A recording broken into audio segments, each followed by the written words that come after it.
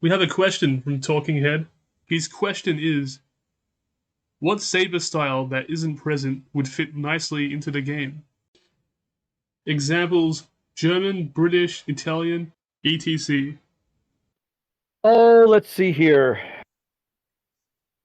To fit neatly into the game, it would need to fit neatly into the context of the game. So while I would love to see an Italian saber where they could drop bombs at advanced lunge range, which is, let's be honest, terrifying. There's a reason Italian saber scares the crap out of everybody. It's a long distance game designed to reliably hit you from advanced lunge range. This is scary stuff. But if you can parry and get offline, they regret the fact that they ever dared to lunge against you. That's an interesting dynamic. It doesn't fit the setting. Um, Early British saber, where it's borderline broadsword, where you have people using a turkale, might be interesting. So, for example, guys like John Smith, who were knighted by Prince Bathory, that might be an interesting use case. We certainly have plenty of German mercenaries in the region, primarily gunners, who might also have swords with them. We don't have a purely elaborated, well, depending on the degree to which you accept Henning as a source sufficiently viable that Hellish Quart could build off of it. You have lots of later German sources that would be interesting. I think they would be gimped based on the low levels of footwork that would be easily available to them. I'm sure the Meyer crowd is just champing at the bit for something Dusaki, but I think, frankly, that Alexander's already got that playstyle covered. If you look at Meyer's stances, many of them are quite low, and many of the guards are formed in such a way, and the Meyer crowd's going to come after me really hard about this. What did So, you mean by Maya? I'm not familiar with that term. okay, so Meyer is a Northern Renaissance fencing master, and he's teaching a basket-hilted saber common in East Central Europe called the Dusak. In British terms, you would call it a hanger. So his stances are often quite low, and he'll shift from a relatively high stance to a relatively low stance. And in game, that style of play is relatively well represented by Alexander already. So I don't think the game misses a whole lot there.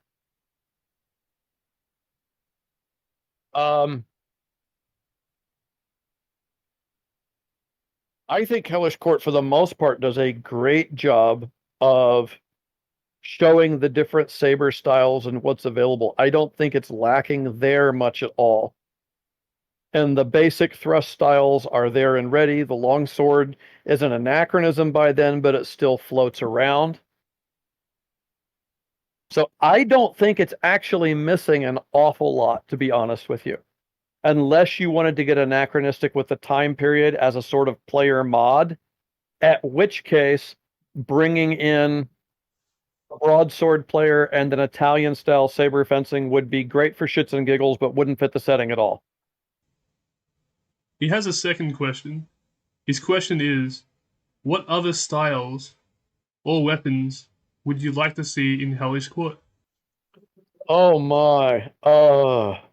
There are several, and all of them would be glass cannons where you would have to absolutely be on your game or straight up dead. I would absolutely love to see a Mongol player, a flail player. It's an underrepresented weapon from the Mediterranean world. Uh, it has an incredible offense in terms of binding up the weapon and slotting around. But if they get to your inside or can time your blow, you're gone. A staff player might be interesting. We do see staff on the continent and in Britain. It was not unknown at all. Um, Staff is basically considered your training equivalent or your rough-hewn equivalent to a greatsword. And by greatsword, I'm talking about Montante, the big jobs. A staff wielder was presumed to have absolute advantage over a single fencer. So I don't know how Hellish Court would put something like that in play that wasn't either an I lose button or an I win button, because the ability to change range on the fly would be incredibly potent.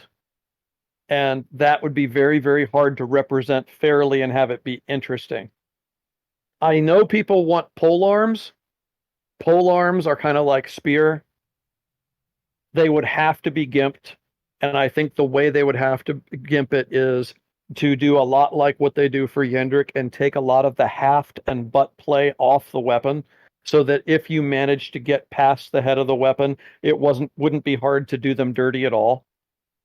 And something like a guard's weapon, some equivalent to a partisan or a halberd, a lighter weight later halberd that's as much poke and block and wanted to play as much long guard as possible, but that gave an avenue for people to get in to hit that forearm, or to get in and get past the weapon so the polearm player has to really play a tight footwork game, could be really interesting. We've talked about the helmet guide before. Do you think introducing armor into multiplayer would be a good idea? It entirely depends on game balance, which is a little bit of a weaseling answer, but it's the right answer. Yeah, if they do it right.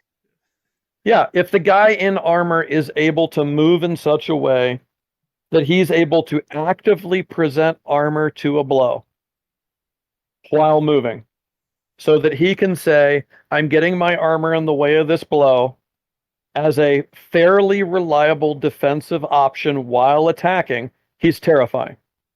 If he can be slowed down enough to the point where it's a later period, it's half armor, there are reasonable gaps that don't require you to be rolling 20s when you swing, that can be timed and played out carefully, then that could be quite balanced and could be a hell of a lot of fun.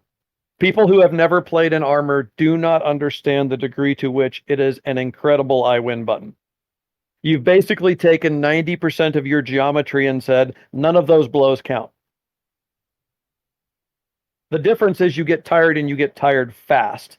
So one of the things that the game could represent for that and make it really interesting is, can the player who's equipped much more lightly play an in and out game that wears out the armored player to the point where they can't make the armor an advantage, and keep them tired enough that you can then start picking them apart? That would be an interesting fight. Absolutely. So I would say playing the fatigue levels would be a hell of a lot of fun. And frankly, a lot of people would probably complain vociferously that it was too hard for the armored guy to do it.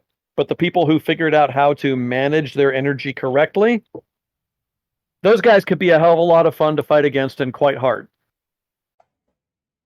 Have you played multiplayer against anyone? Maybe perhaps Cat? I have had, it's funny, my fencing students, you would think they'd be like, hey, let's jump online and play, but they've actually never asked me to. Probably because they're too used to me fencing them in real life. So if somebody wants to get a game and my schedule will allow it, yeah, they can absolutely hit me up. I'll be happy to give somebody a game, and they can giggle at me while they absolutely kick my ass. And I have no objection to getting my butt kicked online, as long as the people can teach me something in the process. It's definitely a game where you have to learn the right counters to everything. And like you said, the angles matter a lot. There's a learning curve in that way, even though the execution is pretty easy. If you just spam attacks while closing range, you're going to lose hard. Yeah, for sure. There's even criticism from the higher level players that the game is too defensive. They feel like if you attack first, you're just going to lose, resulting in a more passive style. Is that accurate to real life? It's funny, actually, because that was the general meta of HEMA about 15 years ago, where everybody trained to do a quick counter cut or quick parry riposte, to the point where you could tell who the newbie was because he was the one who actually dared to attack.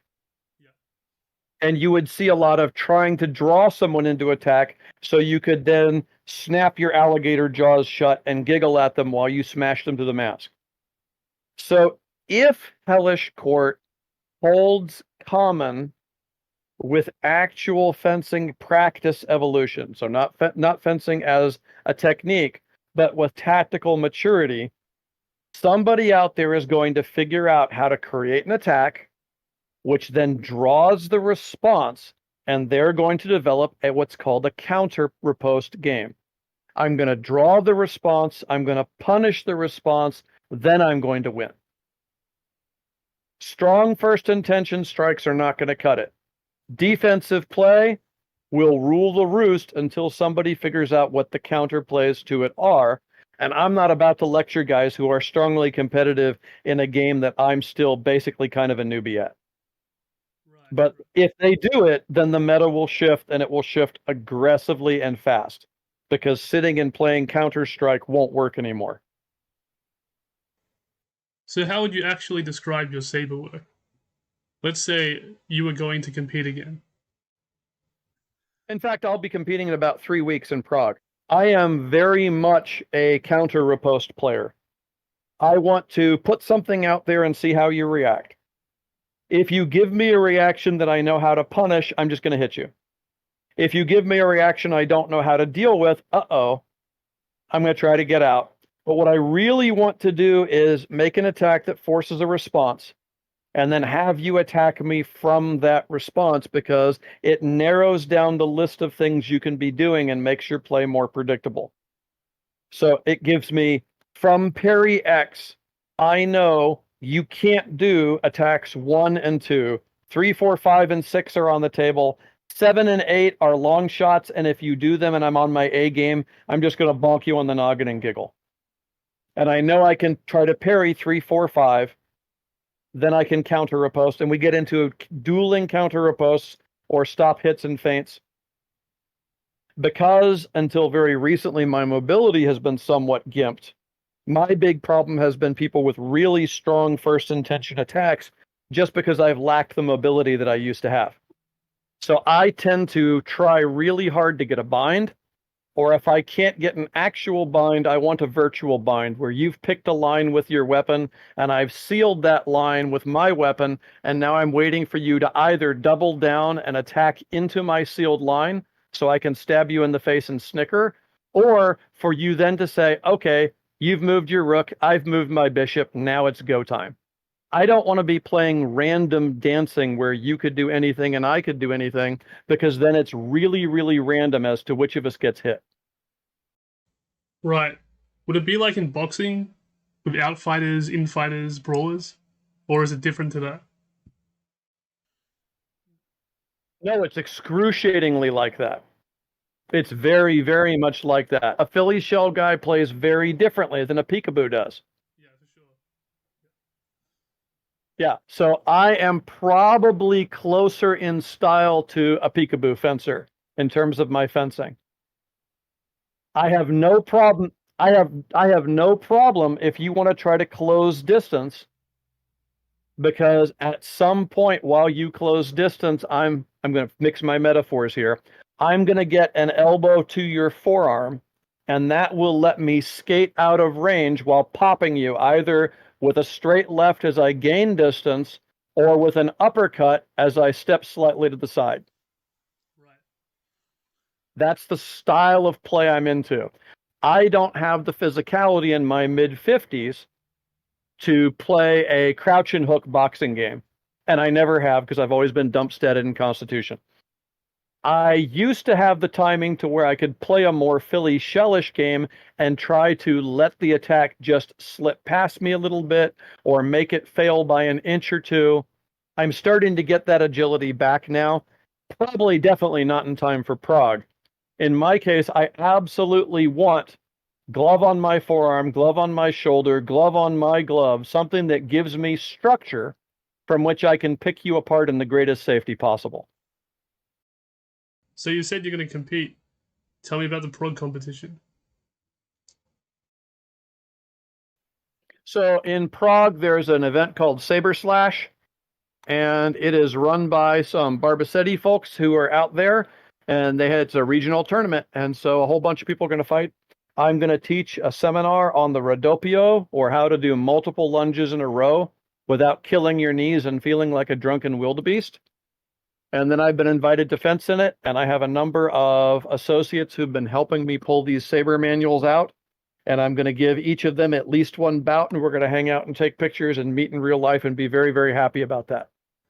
Oh, awesome. It's always cool to travel and do what you like. Well, absolutely. And that'll be the 29th or 30th. So sooner or later, not too long after that, there'll be video of young, fit people kicking my ass with sabers. Nice. Can we find it on the Russ Mitchell YouTube channel? Yep.